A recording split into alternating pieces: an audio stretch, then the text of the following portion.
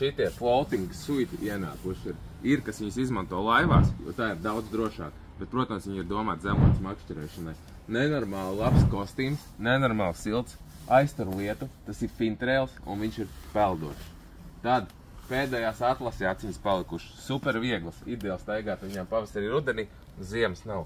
Tālāk, jaunais fintrails un otrs jaunais fintrails. Tātad, šitais ir 500 eiro aciņa, kā viņi sauc aizmirst, bet šitā te ir jaunā turnamenta insulēta jaka, kuru mūsu visa komanda izvēlēsies uz sezonu.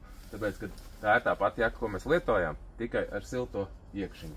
Un var līdz -30 grādiem viņu makšķerēt. Viss, kas tagad ķer zandarts vai lašs un izmanto šo jaku, ir priecīgi kā zina. Termoveļas. Visas termoveļas Sub-Zero divās krāsās un visos izmēros ir pieejamas. Cena 79,99, tiem, kam atlaiž karčiņi, protams, lētāk. Pasties Torvī kaudzes. Mums ir ienākuši veselas kaudzes ar Torvī zābakiem.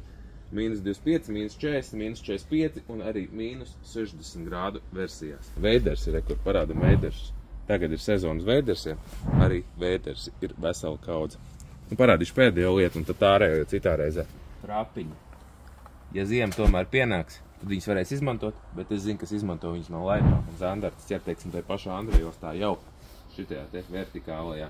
Protams, tur var izmantot arī Ukrainas sporta ziemas bļitkas. Šies maksā 10, šitais 16 eiro. Narvalīši ir klāt, ir apies, tad ir Vosku, kuri papildināsies vēl, tas bija pagājušā gada topa. Vosku un Hota no Patriota. Un, protams, vesela kaudze ar akarām, vesela kaudze ar peipus mušām, ja tur tomēr uzsals, vesela kaudze ar mormiškām un vesela kaudze ar makšķerēm. Bet, parādīšu, kas te ir. Te ir traperis. 1, 2, 3, 4, 5, 6, 7, 8, 9, 10, 11, 12, 13, 14, 15 dažādu veidu ziemas traperi varības. Nu, tas, protams, ja ziema būs. Cerēsim, turam īkšķus.